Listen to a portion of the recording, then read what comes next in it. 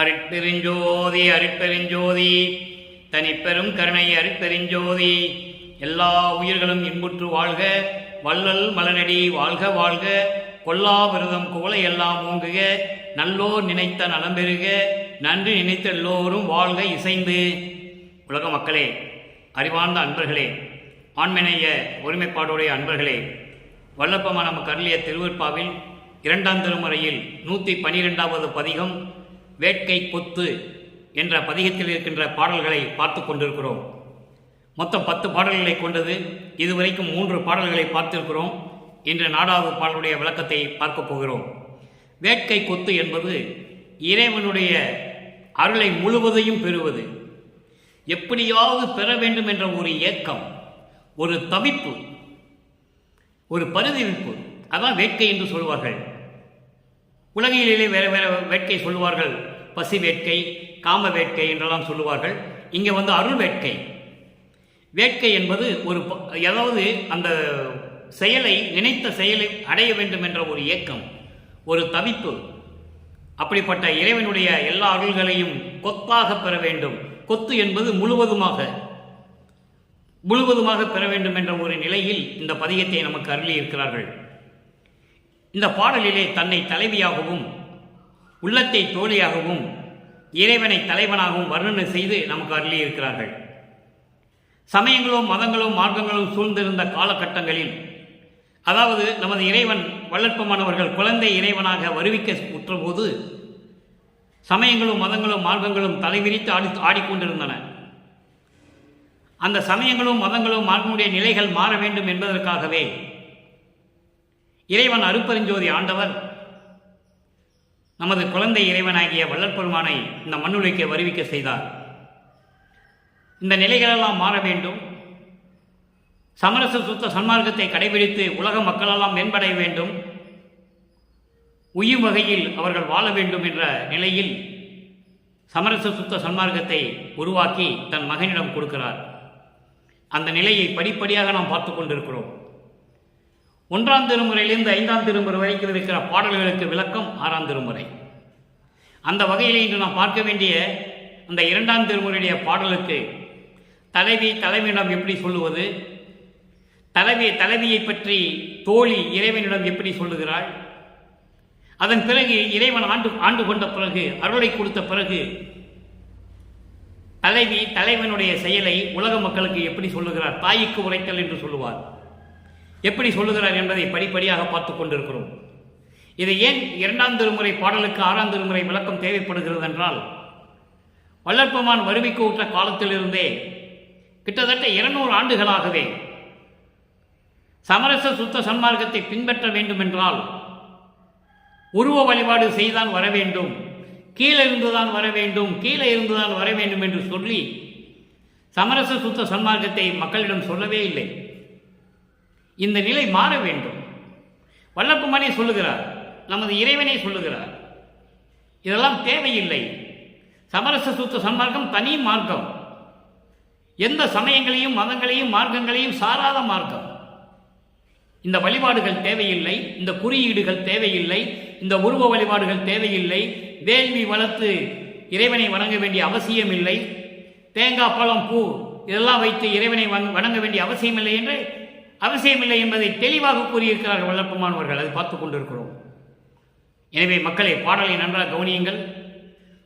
சமயங்களும் மதங்களும் மார்க்கங்களும் சூழ்ந்த நிலையில், தன்னை யார் என்று தெரியாத நிலையில், தன்னை அறியாத நிலையில் எப்படியெல்லாம் வள்ளற்பெருமான் இறைவனை வேண்டினார் என்பதையும், அதன் பிறகு இறைவன் ஆட்கொண்ட பிறகு இறைவனிடம் இந்த அருள்களை எப்படி முழுவதுமாக பெற வேண்டும் என்பதையும் நாம் தொடர்ச்சியாக பார்த்து கொண்டிருக்கிறோம். அந்த வகையில் இன்று நாம் பார்க்க வேண்டிய பாடல் 2ஆம் திருமுறை 112வது பதிகம் வேட்கை கொத்து. இறைவனுடைய அருளை முழுவதுமாக கொத்தாக பெறுவது. தெருள் முகத்து தனியோகர் சிந்தனையிலும், தெரில் அமுதத்து தனியோகர் சிந்தையிலும், ஞான செல்வர் அறிவிடத்தும். அன்பில் நல்லா கவனிக்கணும். ஞான அறிவு என்பது வேறு, மெஞ்ஞான என்பது வேறு. மெஞ்ஞான அறிவு என்பது இறைநிலையில் இருக்கின்றவன், முக்காலத்தையும் உணர்ந்தவன், அவன்தான் மெஞ்ஞான அறிவு உடையவன். அருப்பெருஞ்சோதி ஆண்டவருக்கு அப்புறம் மெஞ்ஞான அறிவுடையவர் வல்லற்பெருமான் ஒருவர் தான் என்பதை இங்கே நான் பதிவு செய்ய கடமைப்பட்டிருக்கிறேன். மீது எல்லாம் இருந்தார்கள், ஞான அறிவோடு இருந்து விட்டார்கள், அவ்வளவுதான். என்ன நடக்கும் என்பது அவர்களுக்கு தெரியாது. இப்போ அந்த நிலையை பாருங்க. தெருள் அமுதத்து தனி யோகர் சிந்தையிலும் ஞான செல்வர் அறிவிடத்தும் நடம் செய்யும் நடராஜன். நடராஜன் என்று சொல்லுகிறார். நடராஜன் எங்கே இருக்காருன்னு சொல்றார். 6ஆம் திருமுறை வரைக்கும் போது அருப்பெருஞ்சோதி ஆண்டவர் எங்கே இருப்பான்னு சொல்லுவார். நடராஜனும் அருப்பெருஞ்சோதி ஆண்டவர் ஒன்றுதான், ஒரே இறைவன். ஆனால் ஆதியும் அந்தமில்லாமல் தோன்றிய இறைவன் அருப்பெருஞ்சோதி. சமயங்களும் மதங்களும் மார்க்கங்களும் சாராத இறைவன் அருப்பெருஞ்சோதி. நடம் செய்யும் நடராஜன் அருளமதம் அளிப்பன் என்றே அன்று மனம் புணர்ந்தான். தன்னை தலைவியாகவும் இறைவனை தலைவனாகவும் உருவகம் செய்ததால், உருவகப்படுத்தியதால் பெண் என்ற நிலையில் இருந்து கொண்டு இந்த பாடலை நமக்கு அருளியிருக்கிறார்கள். அளித்து அறியான் அணுத்துணையும் அனுபவித்து அறியே. மருளுடையான் அல்லன் ஒரு வஞ்சகனும் அல்லன் மனம் இரக்கம் மிக உடையான். இறைவனை சொல்ற வல்வினையேன் அளவில் இருளுடையார் போலிருக்கும் இயல்பினை. இருளுடையார் போலிருக்கும் இயல்பினை அவன் தன் இயல்பு அறிந்தும் விடுவேனோ இனித்தான், விடுவேனோ இனித்தான் என் தோழி. இனிமேல் நான் விடுவேனா என் தோழி என்று சொல்கிறார். நல்ல கவனி என்பர்களே. 2ஆம் திருமுறை பாடல் இறைவனை பற்றி சொல்லிவிட்டு அவன் வந்தான், ஆட்கொண்டான், போய்விட்டான்.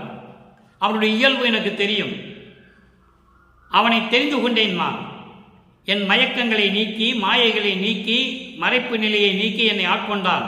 ஆட்கொண்ட பிறகு இவன் இறைவன் என்று நான் தெரிந்து கொண்டேன். அதன் பிறகு இன்னும் அவன் வரவில்லை, அவனை நான் விடுவேனா என்று இந்த பாடலிலே நமக்கு அருளியிருக்கிறார்கள். 6ஆம் திருமுறைக்கு வரும்போது சமரச சுத்த சன்மார்க்கத்தை பெற்ற பிறகு இறைவன் இவர் கையை பிடிச்சுக்குவார்.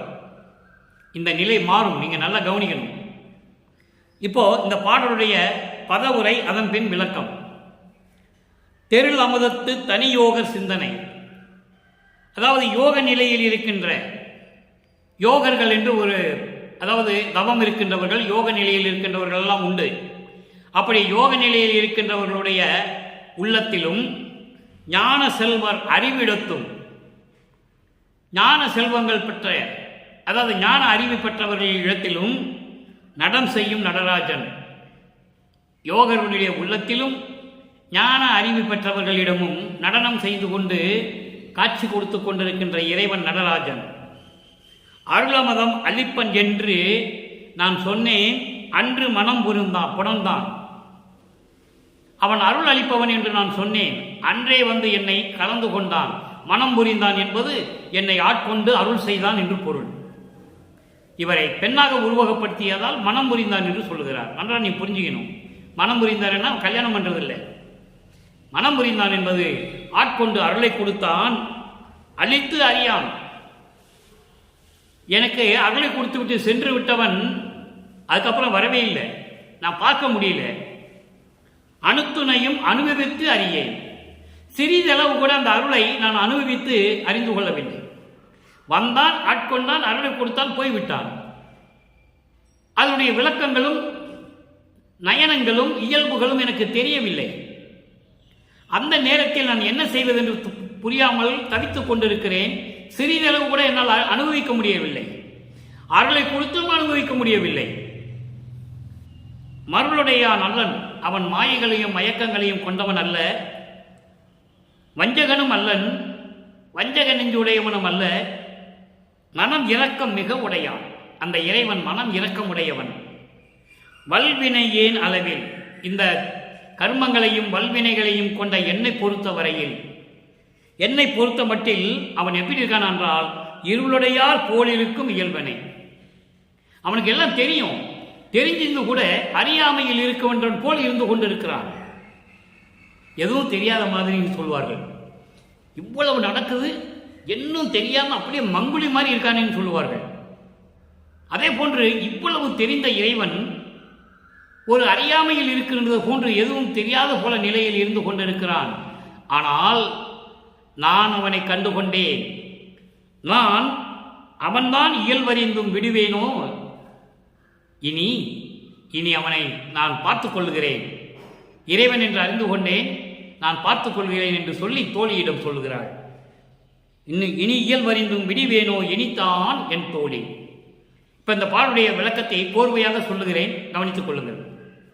அருள் பக்குவம் கொண்ட ஒப்பற்ற யோகியர் உள்ளத்திலும் ஞான அறிவு உள்ளவர்களின் அறிவிலும் நடனம் செய்யும் நடராஜன் அருள் அமுதம் அளிப்பவன் என்றதும் அன்றே என்னுடன் கலந்து ஆட்கொண்டான். என்னை ஆட்கொண்டு அருள் செய்தான். எல்லாவற்றையும் அழித்து, எல்லா அருளையும் அழித்து சிறிதளவு கூட தெரியாதவன் போல இருந்து கொண்டிருக்கிறான். ஒன்றுமே தெரியாத போல இருந்து கொண்டிருக்கிறான். எதுவும் நடக்காதது போல, எதுவும் தெரியாத போல இருந்து கொண்டிருக்கிறான். ஆனால் இதன் நிலையில் என்ன ஆயிற்று? நான் அனுபவிக்க சிறிதளவு கூட நான் அந்த அருளை அனுபவிக்க முடியவில்லையே. சிறிதளவும் அனுபவிக்க தெரியாமல் தவித்துக் கொண்டிருக்கிறேன். மாயைகள் மயக்கங்கள் இல்லாத இறைவன், எந்த வஞ்சகத்தையும் கொள்ளாத இறைவன், மனம் இரக்கமுடைய இறைவன். ஆனால் வல்வினை என் அளவில், என்னுடைய அளவில், என்னுக்கு பொறுத்த மட்டில், என்னை பொறுத்த மட்டில், ஊழ்வினைகளையும் கர்ம வினைகளையும் சுமந்து கொண்டிருக்கின்ற என்னை பொறுத்த மட்டில் இருளடையார் போல் இருக்கும் இயல்பனை, எதுவுமே தெரியாத போல் இருக்கின்றானே அந்த இறைவனை, அவன் தன் இயல்பை நான் அறிந்தும் அவனுடைய அருள் ஆற்றலையும் அருள் வல்லமையையும் அவளுடைய அருள் தன்மையையும் அறிந்தவன் நான். இனி நான் அவனை விடுவேனா? விடமாட்டேன் என் தோழி என்று சொல்லி இந்த பாடலை நமக்கு அருளியிருக்கிறார்கள். இப்போ இந்த பாடலில் சொன்ன 3 கருத்துக்களுக்கு, நிகழ்ச்சிகளுக்கு விடை காண வேண்டும். அந்த விடை 6ஆம் திருமுறையில் இருக்கிறது. அதாவது இங்கே தெருளமுதம் தனியாகியோர் உள் சிந்தையிலும் ஒன்று, ஞான செல்வர் அறிவிடத்தும் நடம் செய்யும் நடராஜன், இந்த 2 நிலைகளை சொல்லுகிறார். அடுத்து அணுத்துணையும் நான் அனுபவிக்கவில்லை என்று சொல்லுகிறார். வந்து ஆட்கொண்டான், அருளை கொடுத்தான், சென்று விட்டான், மறைந்து விட்டான். அவன் கொடுத்த அருள்களை என்னால் அனுபவிக்க முடியவில்லை என்று சொல்லுகிறார். இது 2வது நிலை. அடுத்து 3வது பாருங்க, இருளுடையான் போல் இருக்கும் இயல்பனை, எதுவுமே தெரியாத மாதிரி இருக்கிறான்ல, அவனுடைய இயல்பை நான் தெரிஞ்சுக்கிட்டேன், அவனை நான் விடமாட்டேன் என்று சொல்லுவார். இது பாடலுடைய பொருள். 2ஆம் திருமுறையிலே வேட்கை கொத்திலே 4வது பாடலுடைய பொருள் இது. இப்போ இந்த 3 நிலைக்கும் விளக்கம் வேண்டும். சமரச சுத்த சன்மார்க்கத்தை பெற்ற பிறகு இந்த விளக்கத்தை எப்படி தருகிறார் வல்லப்பெருமானவர்கள் என்பதை பார்க்க வேண்டும். இதனுடைய மைய கருத்து என்னவென்றால், இறைவனுடைய அருளை பெற வேண்டும் என்றால் சமயங்களும் மதங்களும் மார்க்கங்களும் நெறிகள் நமக்கு தேவையில்லை, குறியீடுகள் தேவையில்லை, அதனுடைய வழிமுறைகள் தேவையில்லை. அதை தான் இங்கே விவரமாக சொல்லுகிறார். நன்றாக கவனியுங்கள். 6ஆம் திருமுறை பதிகம் 74, தலைவி தோழிக்கு கூறல் உரைத்தல். தலைவி தோழியிடம் சொல்லுகிறார். 2ஆம் திருமுறையிலே தலைவி தோழியிடம் எப்படி சொல்லுகிறாள், அது 2ஆம் திருமுறை. 3ஆம் திருமுறைக்கு 6ஆம் திருமுறைக்கு வரும்போது தலைவி தோழியிடம் எப்படி சொல்லுகிறாள், நன்றாக கவனிங்க. 4வது பாட்டு. அங்கே 2ஆம் திருமுறையில் இருக்கிற 4வது பாட்டுக்கு 6ஆம் திருமுறையில் இருக்கின்ற 4வது பாட்டுக்கு விளக்கம் சொல்லுகின்ற விதம் பாருங்க, உங்களுக்கு ரொம்ப ஆச்சரியமா இருக்கும், அதிசயமா இருக்கும். சமரச சுத்த சன்மார்க்கத்தை பெற்ற பிறகு எப்படியெல்லாம் நடக்குதுன்னு உங்களுக்கு ஆச்சரியமா இருக்கும். நவநிலை மேல் பரநாத தலத்தே ஞான திருநடம் நான் காணல் வேண்டும். அங்கே ஞானம் பெற்றவர்கள் ஞான அறிவுகளுடைய உள்ளத்திலேயும் யோக நிலையில் இருக்கின்ற உள்ளத்திலேயும் நடனம் செய்து கொண்டிருக்கின்ற இறைவன் என்று சொல்லுவார். இங்கே இறைவனுடைய ஞான நடனத்தை நான் பார்க்க வேண்டும் என்று சொல்லுவார். நல்லா நீங்க புரிஞ்சுக்கணும். நவநிலை மேல், நவநிலை என்பது 9 நிலைகள். அன்பர்களே, நவநிலை என்பது வேறு, நவவெளிகள் என்பது வேறு. நவநிலைகள் என்பது விந்து, நாதம், பரவிந்து, பரநாதம், திக்கிராந்தம், அதிக்கிராந்தம், சம்மௌனம், அதுக்கப்புறம் சுத்தம், அதீதம், இப்படி 9 நவநிலைகள் இருக்கின்றன. இந்த நவநிலைகளிலே இருக்கின்ற 7வது நிலைதான் நாதம். அங்கே சரியை கிரிய யோகம் ஞானம் என்பது வேறு. இங்கே நவநிலைகளிலே நாதம் என்பது 7வது நிலை. அந்த 7வது நிலைக்கு வந்து விட்டாலே கிட்டத்தட்ட நீங்கள் இறைவனுடைய நிலைக்கு சென்று கொண்டு இருக்கிறீர்கள் என்று அர்த்தம். நாத நிலை மேல் பரநாத தலத்தே. நாத நிலைக்கு மேல் பரநாதம். நாதம் விந்து நாதம், அதுக்கடுத்து பரவிந்து பரநாதம். அப்போ நாத நிலை 7வது நிலை, பரநாத நிலை என்பது 9வது நிலை. அந்த தலத்தில், அந்த இடத்தில் நான் இறைவனுடைய ஞான திருநடனத்தை நான் காண வேண்டும். தோழியிடம் சொல்லுகிறார். தோழியிடம் சொல்லுவது போல உலக மக்களுக்கு தெரியப்படுத்துகிறார். ஞான திருநடம் நான் காணல் வேண்டும். மௌன திருவீதி வருவாயோ தோழி.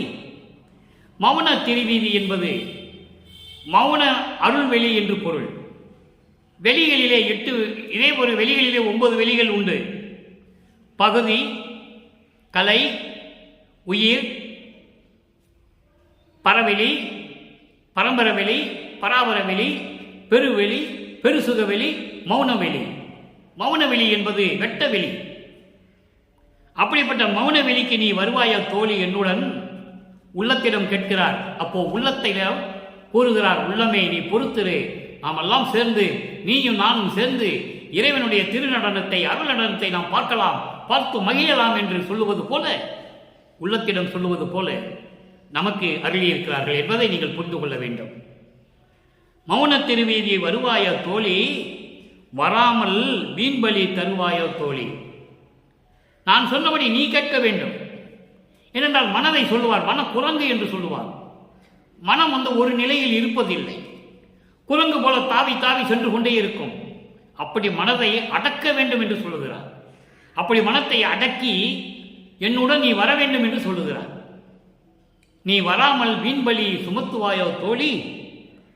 வீணாக எனக்கு பலியை தருவாயா? என்னுடன் நீ வராமல் இருந்தால் இந்த உலக மக்கள் என்னை பார்த்து ஏச மாட்டார்களா? பழி வராதா? அதே போன்று என்னோடு நீ வர வேண்டும். வராமல் நீ எனக்கு பலியை தந்துவிடக்கூடாது, வீண் பலியை என் மீது சுமத்த வைக்கக்கூடாது என்று சொல்லி உள்ளத்திடம் சொல்லுகிறார். தோழியிடம் சொல்லுவது போல. நல்லா புரிஞ்சுக்கிட்டீங்க. ஆக நவநிலை மேல் இருக்கின்ற பரநாத இடத்திலே நான் இறைவனுடைய அருள் நடனத்தை, ஞான அருள் நடனத்தை நான் பார்க்க வேண்டும். நேரடியாக நான் பார்க்க வேண்டும். மௌனவெளி வருவாயோ தோழி, என்னுடன் வருவாயா தோழி? உள்ளத்திடம் கேட்கிற நீ என்னுடன் வர வேண்டும் என்று சொல்லுகிறார். வராமல் நீ வீண்பலி எனக்கு வாங்கி கொடுத்துருவாயா என்று கேட்கிறார். இது ஒரு நிலை. அடுத்து ஒரு பதிகம் 76 பாங்கி தலைவி பற்றி இறைவனிடம் சொல்லுகிறார். தலைவனிடம் இவருடைய நிலையை சொல்லுகிறார். உள்ளத்திடம் இவர் சொல்லிவிட்டார். உள்ளம் தலைவியுடைய நிலைவியை பற்றி தலைவனிடம் சொல்லுவது. நல்லா புரிஞ்சுக்கணும் நீங்க. அப்போ வள்ளற்பனுடைய நிலை என்ன என்பதை உங்களுக்கு சொல்லுகிறார். இத சுருக்கம். வள்ளற்பனுடைய நிலை என்ன, அவர் எந்த நிலையில் இருக்கிறார்? நல்லா பாருங்க. இங்கேயும் 4வது பாடல், 2ஆம் திருமுறைக்கு வேட்கை கொத்துல 4வது பாடலுக்கு இங்க விளக்கம் வருகிறது. அணுத்துணையும் அனுபவித்து அறியேன் என்று சொல்லுவார். அதுக்கு விளக்கம் இங்க இருக்கிறது பாருங்க. புல்லரே பொய் உலக போகம் உற விளைவார். புல்லரே பொய் உலக போகம் உற விளைவார். புண்ணியரே சிவபோகம் பொருந்துதற்கு விளைவார். நல்லா கவனிக்கணும். புண்ணியரே சிவபோகம் பொருந்துவதற்கு விளைவார். கல் அவரே. அங்கே பாடலிலே கல்லவரேன்னு இருக்கும். கல்லவரே இருக்கும். அதை நீங்க பிரித்து படிக்கணும். கல் அவரே, கல் அவரே மணி இவரே என்று அறிந்தால் அதனால் கனவிடையும் பொய்புறவு கருதுகளால் சிறிதும். அங்கே 2ஆம் திருமுறையிலே வேட்கை கொத்திலே சொல்லுவார், நான் இறைவன் கொடுத்த அருளை சிறிதளவும் அணுத்துணையும் நான் அனுபவிக்க முடியவில்லை. அவர் யார் என்று என்னால் அறிந்து கொள்ள முடியவில்லை. இறைவன் என்று மட்டும்தான் தெரியும். அவருடைய தன்மையை என்னால் அறிந்து கொள்ள முடியவில்லை என்று சொல்லும் பொழுது இங்கே கல் அவரே மணி அவரே என்று அறிந்தால் இறைவன் அறிந்து கொண்டார். வல்லப்பமானவர்கள் இறைவனுடைய நிலையை அறிந்து கொண்டார் என்பதை இங்கே சொல்லுகிறார். கனவிடையும் பொய் உறவு கருதுகளால் சிறிதும் நல்லவரே எனினும் உமை நாடாரேல் நல்லவரே எனினும் உமை நாடாரேல் அவரை நன்கு மதியாள். இவளை நன்ன எண்ணம் உலகோ. தோழி தலைவியை பற்றி தலைவனிடம் சொல்லுவது, இறைவனிடம். அவளை நன்ன எண்ணம் உலகோ. வல்லவரே நுமது திருவாய் மலர வேண்டும். வயங்கும் திருமணி மன்றில் வாழ் பெரிய துரையே. இது பாடல். இந்த பாடலுடைய விளக்கம் பாருங்க. புல்லரே என்பது சமயங்களையும் மதங்களையும் மார்க்கங்களையும் சார்ந்து கொண்டு அந்த சமயங்களும் மதங்களும் மார்க்கங்களும் சொல்லிக் கொண்ட நெறியிலே இருந்து கொண்டு கீழ்நிலையில் இருக்கின்றவர்கள் இந்த பொய்யான உலகத்தை, இங்கே கிடைக்கின்ற சுகம், பொய்யான உலக சுகத்தை பெறுவதற்காக விரும்புகிறார்கள். அப்போ சமயங்களும் மதங்களும் மார்க்கங்களுடைய நெறிகள் எப்படி பாருங்க, பொய் உலக நடை. இது இந்த இன்பம் நிலையானதல்ல. அப்படி பொய் உலக போகும் உற விளைவார். இதை வாங்குறதுக்கு தான், இந்த இன்பத்தை பெறுவதற்காகத்தான் அவர்கள் விரும்புகிறார்கள். புண்ணியரே சிவபோகம் பொருந்துவதற்கு விளைவார். புண்ணியரே என்பது சமரச சுத்த சன்மார்க்கத்தை சேர்ந்தவர்கள். அவர்களை புண்ணியர்கள் என்று சொல்லுகிறார். நல்ல கவனிக்கும் நண்பர்களே. சமரச சுத்த சன்மார்க்கத்தை சேர்ந்த புண்ணியவர்கள், அவர்கள்தான் புண்ணியர்கள். அவர்கள் சிவபோகம் பொருந்துவதற்கு விளைவார். சிவ அனுபவம் பெறுவதற்காக விரும்புவார்கள். அவனுக்கு உலகத்தில் இருக்கின்ற இன்பங்கள் தேவையில்லை, பொய் உலக நடை தேவையில்லை. உண்மையான பேரின்பம் எது? சிவபோக இன்பம். அதை விரும்புகின்றவர்கள் யார்? சமரச சுத்த சன்மார்க்கத்தை சேர்ந்தவர்கள். அப்படிப்பட்ட புண்ணியர்கள் சிவபோகம் பொருந்துவதற்கு விரும்புவார்கள். கல் அவரே. இறைவனுடைய இயல்பை சொல்லுகிறார். அங்கே இறைவனுடைய இயல்பை அறிந்து கொண்டேன் என்று சொல்லுவார். நான் தெரிந்து விட்டேன், தெரிந்தும் இனிமே அவனை நான் விடுவேனா என்று சொல்லுவார். கல் அவரே என்பாரால் சாகா கல்வியை உடையவர், சாகா கல்வியை உடையவர், சாகா கலையை பெற்றுக் கொண்டிருப்பவர். மணி இவரே. மணி போன்று ஒப்பற்ற நிலையில் இருந்து கொண்டு ஆதியும் அந்தமும் இல்லாமல் ஒப்பற்ற அருள்நிலையில் இருந்து கொண்டிருக்கின்ற அருப்பெருஞ்சோதி ஆண்டவர் இவரே. மாணிக்கம் போன்றவர் என்று சொல்லுகிறார். அருப்பெருஞ்சோதி ஆண்டவரை மாணிக்கம் போன்றவர் என்று சொல்லுகிறார். அப்படிப்பட்ட இறைவனை நீதான் என்று அறிந்தால் தோழி இறைவனிடம் உள்ளம் சொல்லுகிறது. இறைவனிடம் அறிந்தால் அதனால் கனவிடையும் பொய் உறவு கருதுகளால் சிறிதும். இந்த பொய்யான உறவை அவை கனவு கூட நினைக்க மாட்டாள். என் தலைவி உன்னை பற்றியே சிந்தித்துக் கொண்டிருக்கிறாள். சாகா கலையை பெற்றுக் கொண்டிருக்கின்ற இறைவன், மணி போன்று மாணிக்கம் போன்று விளங்கிக் கொண்டிருக்கின்ற இறைவன், ஒப்பற்ற நிலையில் இருந்து கொண்டிருக்கின்ற இறைவன் என்று உன்னை அறிந்து கொண்டால் அதனால் அவள் கனவில் கூட பொய் உறவை நாடமாட்டாள். சமயங்களையும் மதங்களையும் மார்க்கங்களையும் சார்ந்து இனிமேல் எனது தோழி, எனது தலைவி இருக்க மாட்டாள். எவ்வளவு தெளிவாக உலக மக்களுக்கு தெரியப்படுத்துகிறார் என்பதை நீங்கள் புரிந்து கொள்ள வேண்டும் நண்பர்களே. அந்த நிலையில் இருந்து கொண்டு இருக்கிறார். நல்லவரே எனினும், அவன் நல்லவனாக கூட இருக்கட்டும், உன்னை வணங்காவிட்டால்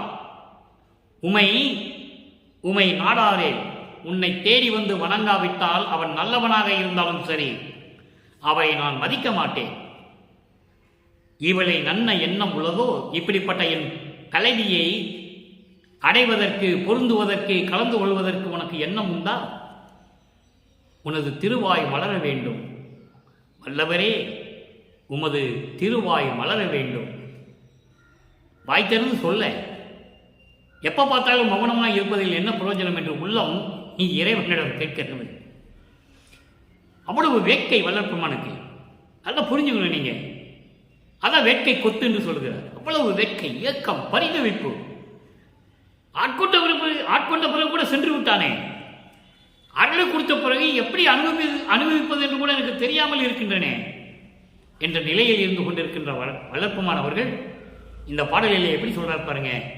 அப்படிப்பட்ட இறைவனை நல்லவரே என்றாலும் சரி, உன்னை தேடி வந்து வணங்காவிட்டால் நான் அவங்களை மதிக்க மாட்டேன் என்று என் தலைவி இருக்கிறாள். இவளை பொருந்துவதற்கும் ஆட்கொள்வதற்கு உனக்கு எண்ணம் உண்டா? வல்லவரே, திருவாய் மலர வேண்டும். திருவாய் கொஞ்சம் வாயை திறந்து சொல்ல, நான் போய் தோழிகிட்ட சொல்லணும், தலைவிகிட்ட சொல்லணும் என்று சொல்லுகிறார். அப்போ வல்லப்பம் என்ன சொல்றாரு? வாய் திறந்து சொல்லியான்னு கேட்கிறார் அப்பனை. அற்பஞாண்டர் கேட்கிறார், வாய் திறந்து சொல்ல என்று கேட்கிறார். வயங்கும் திருமணி மன்றில் வாழ் பெரிய துறையே, சத்தியஞான சபையிலே அருளோடு விளங்கி கொண்டிருக்கின்ற பெரிய வாழ் துறையே, பெரிய துறையே. பெரிய துறையே என்பது ஒரே இறைவன். எல்லாவற்றுக்கும், எல்லா தேவர்களுக்கும், எல்லா பத தலைவர்களுக்கும், எல்லா அதிகார தலைவன்களுக்கும், எல்லா மத தலைவன்களுக்கும், எல்லா சமய தலைவன்களுக்கும் ஒரே இறைவன் பெரிய துறை அருட்பெருஞ்சோதி ஆண்டவர் என்று சொல்லுகிறார். இங்கு பாருங்க, ஒரு இடம், அற்புதமான இடம். நல்லவரே எனினும் உமை நாடாரில் அவரை நன்கு மதியால், அழகாக சொல்லியிருக்கிறார். அவன் எவ்வளவு பெரிய நல்லவனாக இருந்தாலும் சரி, உன்னை தேடி வந்து உன் அருள் தன்மையை விளங்கிக் கொண்டு உன்னை வணங்காவிட்டால் அவர்களை இவள் மதிக்க மாட்டாள் என்று சொல்லுகிறார். உள்ளம் சொல்லுகிறது இறைவனிடம். இதை வல்லப்பமான் சொல்லுவார் பாருங்க, உன்னை மறக்கவும் மாட்டேன், மற்ற தேவர்களை மதிக்கவும் மாட்டேன். அழகா சொல்லுவார் ஒரு இடத்துல திருவிருப்பாவோட. உன்னை மறக்கவும் மாட்டேன், அதே நேரத்தில் மற்ற தேவர்களை மதிக்கவும் மாட்டேன். காரணம் என்ன இறைவன் கேட்பார் மகனிடம். வருணமா கொலை பாதகர்கள், விதவிதமாக கொலை செய்தவர்கள், யாரையும் நான் மதிக்க மாட்டேன் என்று சொல்லுவார். மறந்தும் என்ற நாவால் உரைக்கவும் மாட்டேன் சிறு தெய்வ நாமங்களை, தெளிவாக சொல்லுவார். 1ஆம் திருமுறையில் விண்ணப்ப கலிவெண்பாவில் வரும். இதெல்லாம் மக்களிடம் யாரும் சொல்லவில்லை. மறந்து கூட மற்ற தேவனுடைய பேரை நான் சொல்ல மாட்டேன்னு சொல்றாரு. உன்னை தவிர எல்லாமே சிறு தெய்வங்கள், யாரையும் நான் சொல்ல மாட்டேன். ஆனால் வழக்கத்தில் என்ன சொல்லிவிட்டார்கள் என்றால், அதாவது உயிர்களை கொலை செய்யும் இடம் மட்டும்தான் சிறு தெய்வங்கள் என்று சொல்லிவிட்டார்கள். அப்படி அல்ல, எல்லாமே சிறு தெய்வம் தான். அது தனி தெய்வம், அது தனி சிறு தெய்வம், இது மற்ற சிறு தெய்வங்கள், அவ்வளவுதான். திருவிற்பாவலை நிறைய இடங்களில் சொல்வார் வல்லப்பமானவர்கள். ஆதாரங்கள் உண்டு, யாரும் மறுக்க முடியாது. ஆக உன்னை மறக்கவும் மாட்டேன், மற்ற தேவர்களை மதிக்கவும் மாட்டேன் என்று சொல்வார். அங்கே அதான் இங்கே சொல்றார், நல்லவரை எனினும் உம்மை நாடாரேல் அவரை நன்கு மதியார் என்று சொல்லி இந்த பாடலை நாம் கருளி இருக்கிறார்கள். அடுத்து ஒரு பதிகம், 77வது பதிகம். இப்போ அங்கே 2ஆம் திருமுறையில வந்து ஆட்கொண்டு விட்டு சென்று விட்டான். அருளை கொடுத்து சென்று விட்டதனால் எப்படி அனுபவிக்க தெரிய முடியவில்லை. ஆனால் வந்தவன் இறைவன் என்று நான் அறிந்து கொண்டேன், இனிமேல் நான் அவனை விடமாட்டேன் என்று சொல்லி தோழியிடம் சொல்லுவது போல நாம் சொல்லியிருப்பார்கள். அதுக்கு விளக்கமெல்லாம் வந்து கொண்டிருக்கிறது. இப்போ இறைவன் தன்னை ஆட்கொண்டதை எப்படி சொல்லணும்ல, உலக மக்களுக்கு தெரியப்படுத்தணும். சொல்றாரு பாருங்க, தலைவன் செயலை தாய்க்கு உரைத்தது. இங்கே தாய் என்பது உலக மக்களுக்கு சொல்றாரு. எப்படி சொல்றாரு பாருங்க, அந்நாள் வந்து என்றனை ஆண்டு அருள் செய்த ஐயர் அமுதர் என் அன்பர் அழகர், நன்னால் கழிக்கின்ற நங்கையரோடு நான் அம்பலம்பாடி நன்னுறும்போது பின்னால் என்று எண்ணி பிதற்றாதே பெண்ணே, பேரருள் ஜோதி பெருமணம் செய்னால் இந்நாளே என்கின்றார் என்னடி அம்மா, என் கைப்பிடிக்கிறார் என்னடி அம்மா. பாடலை விளக்கம் பாருங்க, யாரும் சொல்ல முடியாது அன்பர்களே, மக்களே. வல்லப்பமான் ஒருவர் தான் இதை கூற முடியும். அந்த தகுதி அவருக்கு ஒருவருக்கு தான் உண்டு என்பதை இங்கே நான் பதிவு செய்கிறேன். இங்க பாருங்க, அந்நாள் வந்து என்றனை ஆண்டு அருள் செய்த ஐயர். அதாவது 2ஆம் திருமுறையில் என்ன சொல்லுவாரு, வந்தாரு, ஆண்டு கொண்டு அவர்கிட்ட போயிட்டாரு. அந்த அருளை என்னால் அனுபவிக்க முடியல, எனக்கு என்னன்னு தெரியல. ஆனா வந்தது இறைவன் என்று தெரிஞ்சு விட்டது, அவனை நான் விட மாட்டேன்னு சொல்லுவார். இங்க என்ன சொல்றாரு பாருங்க, அந்நாள் வந்து என்றனை ஆண்டு. அந்நாள் என்பது 6+3 9. இந்த மண்ணுளை வரிவிக்க உற்று 9வது ஆண்டில் என்னை ஆட்கொண்டு அருள் செய்த ஐயர், அருள் செய்த கடவுள் அருட்பெருஞ்சோதி அமுதர், அமுதம் போன்றவர் என் அன்பர், என் அன்புக்கு இனிய இறைவன் அழகர், பேரழகு உடையவன். அப்படிப்பட்ட இறைவன் பாரு எப்படி வராரா இறைவன். நன்னால் கழிக்கின்ற நங்கையரோடு நான் அம்பலம்பாடி நன்னுறும்போது, தினமும் சந்தோஷமாக நாளை கழித்துக் கொண்டிருக்கின்ற பெண்களோடு நானும் சேர்ந்து அம்பலம் பாடி இறைவனை பற்றி பாடி இருந்து கொண்டிருக்கின்ற பொழுது ஒவ்வொரு நாளும் சந்தோஷமாக கழித்து கொண்டிருக்கின்ற பெண்களோடு நானும் சேர்ந்து கொண்டு அம்பலம் பாடி இறைவனை பற்றி பாடி நாங்கள் சந்தோஷமாக இருந்து கொண்டிருக்கின்ற நேரத்தில் பின்னால் என்று எண்ணி பிதற்றாதே பெண்ணே, பின்னால் என்று எண்ணி பிதற்றாதே பெண்ணே என்று சொல்கிறார். பின்னால் என்பது இதுதான் முன்னுடைய, அதாவது என்னென்று சொன்னா இதுதான் பேரின்பம் என்று நீ நினைக்காதே. பின்னால் என்பது இதுதான் பேரின்பம், நம்ம இதுதான் அனுபவிச்சுட்டு கொண்டது நீ நினைக்காதே பெண்ணே, உளராதே பெண்ணே.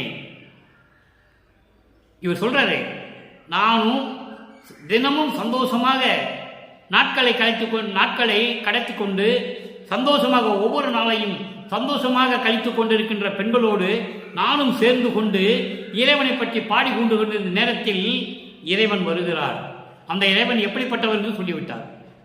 முதலே சொல்லிட்டார். அழகர், அமுதர், அன்பர் எல்லாம் சொல்லிட்டாரு. அப்படிப்பட்ட இறைவன் நான் தோழிகளோடு சந்தோஷமாக பாடிக்கொண்டிருக்கிற நேரத்தில் என்னிடம் வந்து இதெல்லாம் உனக்கு பேரின்பம் கிடையாது பெண்ணே, உளறிக் கொண்டிருக்கிறாதே, உளராதே என்று சொல்கிறார்.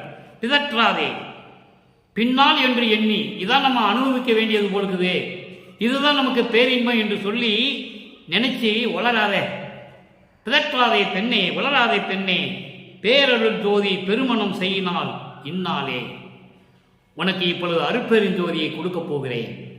இதுதான் உனக்கு பொன்னான நாள், இதுதான் உனக்கு நன்னாள். எவ்வளவு அற்புதமா சொல்ற பாருங்க. பேரருள் ஜோதி பெருமணம் செய்யும் நாள், பேரருள் ஜோதியை அருட்பெருஞ்சோதியை உனக்கு கொடுக்கின்ற இந்த நாள் தான் உனக்கு நன்னாள். நீ மற்ற பெண்களோட கூடி ஆடிக்கிட்டு கும்மாளம் போட்டுக்கிட்டு தெருவில் பாட்டு பாடிக்கிட்டு இருந்தா அது நன்னாள் நினைச்சிட்டு இருக்கியா? சரியான அறிவில்லாத பெண்ணாக இருக்கிறையே, உளறிக் கொண்டு இருக்கிறாயே. அருட்பெருஞ்சோதியை உனக்கு கொடுக்கிற இந்த நாள் தான் உனக்கு நன்னாள். எவ்வளவு அற்புதமா சொல்றார் பாருங்க. அருட்பெருஞ்சோதியை பெற்றுக்கொண்டதை எவ்வளவு அழகாக சொல்லுகிறார். அதுவும் இறைவனே வந்து அருட்பெருஞ்சோதி கொடுப்பதை நல்லா புரிஞ்சுக்கணும். நீங்க பேரருள் ஜோதி பெருமணம் செய்யினால் இந்நாளே, அருட்பெருஞ்சோதியை உனக்கு அளிப்பதுதான் இந்த நாள் தான் உனக்கு நன்னாள் என்று நீ நினைத்துக்கொள். பெண்களோட கூடிக்கிட்டு பாட்டு பாடிக்கிட்டு தெரிஞ்சா இந்த நாள் உனக்கு நல்ல நாள் கிடையாது. அருட்பெருஞ்சோதியை நீ பெற்றுக்கொண்டிருந்த இந்த நாள் தான் உனக்கு நன்னாள் என்று சொல்லி இந்த பாடலை நமக்கு அருளியிருக்கிறார்கள். என் கைப்பிடிக்கிறார் என்னடி அம்மா. நான் நேற்றைய இதனுடைய விளக்கம் சொல்லியிருக்கிறேன். கைப்பிடிப்பான் என்பது இனிமேல் இறைவன் என்னை விட்டு போக மாட்டார், என் கையை பிடித்து கொண்டார். அதுக்காக தான் ஒரு அகவல் பாட்டு சொன்னேன். எம்மையினும் என்னை விட்டு இறையும் பிரியாது, அம்மையும் அப்பனுமாம் அருட்பெருஞ்சோதி.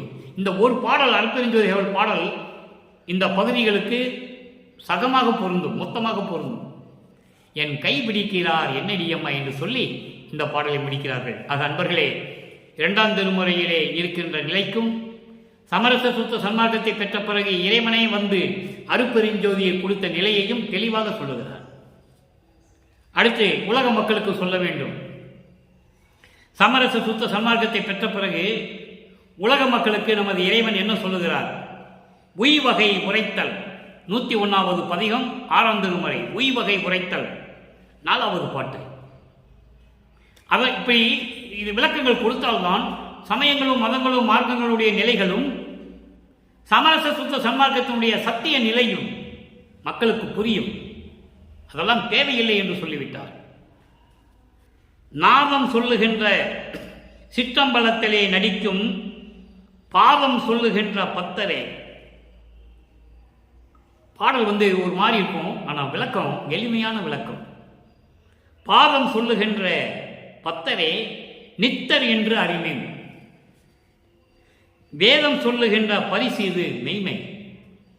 யான் பக்கவாதம் சொல்லுகிறேன், பக்கவாதம் சொல்லுகிறேன், நடுநின்று சொல்லுகின்றேன் மதித்தேன். இது பாடல். இப்போ இந்த விளக்கம் பாருங்க. நாதம் சொல்லுகின்ற, நாதம் சொல்லுகின்ற என்று சொல்லுவது நவநிலையில் இருக்கின்ற ஒரு நிலையான நாதநிலை. அந்த நாதநிலை விளக்குகின்ற சொல்லுகின்ற திருச்சிற்றம்பலத்திலே, அதான் நான் ஏற்கனவே சொன்னேன், நாதத்தை கடந்து விட்டாலே ஏறக்குறைய பரநாத நிலையை கடந்து வருகின்ற ஒரு சூழ்நிலை. அப்போ நாதம் சொல்லுகின்ற அந்த நிலை திருச்சிற்றம்பலத்திலே நடித்து கொண்டிருக்கின்ற திருவடிகளை போற்றி புகழுகின்ற, சொல்லுகின்றன என்றால் போற்றி புகழுகின்ற, வணங்குகின்ற, போற்றி புகழ்ந்து வணங்குகின்ற பக்தரே. சமரச சுத்த சன்மார்க்கத்தை சேர்ந்த அன்பர்கள் பக்தர்கள் என்று சொல்லுகிறார் சாதுக்களை. இவர்கள்தான் நித்தியர் என்று அறிவீன். நித்தியர், அழிவில்லாதவர்கள் என்று நீங்கள் அறிந்து கொள்ளுங்கள் உலக மக்களே. உலக மக்களுக்கு சொல்லுகிறார். அப்போ இதனுடைய கருத்து என்னவென்றால், சமரச சுத்த சன்மார்க்கத்தை தழுவினால்தான் உங்களுக்கு மரணம் இல்லை. இல்லை என்றால் பிறந்து இறந்து பிறந்து இறந்து துன்பப்பட வேண்டும். அந்த நிலையை வல்லப்பெருமான் இங்கே நமக்கு அந்த உண்மையை சொல்லியிருக்கிறார்கள் என்பதை நீங்கள் புரிந்து கொள்ள வேண்டும். பாதம் சொல்லுகின்ற பக்தரே, அந்த சிற்றம்பலத்திலே நாதம் சொல்லுகின்ற அந்த வெளிகளிலே, நாத வெளியை கடந்து சொல்லுகின்ற அந்த திருச்சிற்றம்பலத்திலே அருளடனம் செய்து கொண்டிருக்கின்ற உனது திருவடிகளை போற்றி வணங்கி வாழ்த்துகின்ற பக்தர்கள் தான், அந்த பக்தர்கள் தான் நித்தியர்கள், அழிவில்லாதவர்கள் என்று நீங்கள் அறிந்து கொள்ள வேண்டும் உலக மக்களே. வேதம் சொல்லுகின்ற பரிசு இது மெய்மை. வேதமும் இந்த தன்மையை தான் சொல்லுகிறது. வேதங்களும் இந்த தன்மையை தான் சொல்லுகின்றன. இது உண்மை. அப்போ வேதங்களை கடந்து வந்து கொண்டிருக்கிறார். அங்கே சொல்றது உண்மைதான். ஆனால் இந்த நிலை வேறு. மெய்மை. யான் பக்கவாதம் சொல்கிறேன். நான் ஒருதலை பட்சமாக சொல்வதில்லை. நான் சொல்லவில்லை. பாரபட்சமாக சொல்லவில்லை. ஒருதலை பட்சமாகவும் சொல்லவில்லை. நடு நின்று சொல்லுகிறேன். நடுநிலையில் நடுநிலையில் என்று சொல்லுகின்றேன்.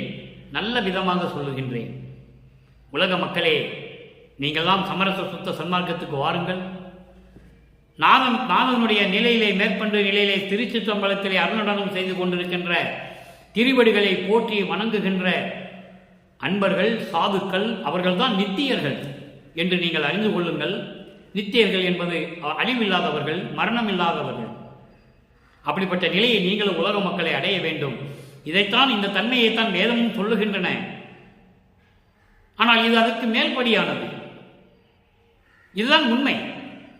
நான் பக்கவாதம் செய்யவில்லை. பக்கவாதம் செய்யவில்லை என்பது வாதம் செய்யவில்லை, ஒருதலை பட்சமாக சொல்லவில்லை. நடுநிலையாக நின்று நல்ல விதமாக சொல்லுகிறேன். உலக மக்களே, நீங்கள் அறிந்து கொள்ளுங்கள் என்று சொல்லி இந்த பாடலை நமக்கு அருளி, இந்த விளக்கத்தை நமக்கு முடித்து கொடுத்திருக்கிறார்கள் நமது இறைவன் வல்லற்பமானவர்கள் என்பதை மகிழ்வோடு நிறைவு செய்கிறேன். எனவே மக்களே, இந்த பாடலுடைய பொருள் உங்களுக்கு விளங்கியிருக்கும்.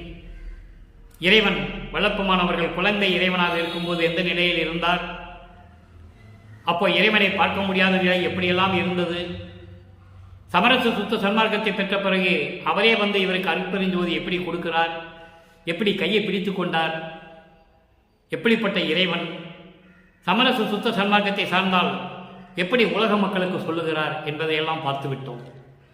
மன நிறைவோடு இந்த பொருளை இன்று நான் முடிக்கிறேன். அன்பர்களே, அப்படிப்பட்ட இறைவனை நீங்களும் வணங்கி மண்ணகல் விளக்கிலே தீபமேற்றி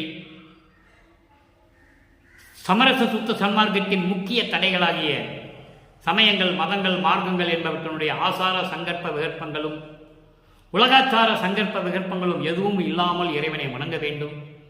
ஆன்மநேய ஒருமைப்பாடோடு இறைவனை வணங்க வேண்டும். அப்படி வணங்கி இறைவனுடைய அருளையும் அவரிடம் இருக்கின்ற செல்வங்களையெல்லாம் பெற்று நீங்கள் இந்த உலகிலே பிள்ளைகளோடும் மனைவியோடும் உறவினர்களோடும் நீங்கள் வாழ்வாங்கு வாழ்ந்து நோயற்ற வாழ்வில் வாழ வேண்டும் என்று சொல்லி இறைவனுடைய தயவாலையும் கருணையாலையும் விடைபெறுகிறேன். இந்த வள்ளலார் ஒளியன். மீண்டும் நாளை சந்திப்போம். நன்றி, வணக்கம். அருட்பெருஞ்சோதி அருட்பெருஞ்சோதி, தனிப்பெரும் கருணை அருட்பெருஞ்சோதி.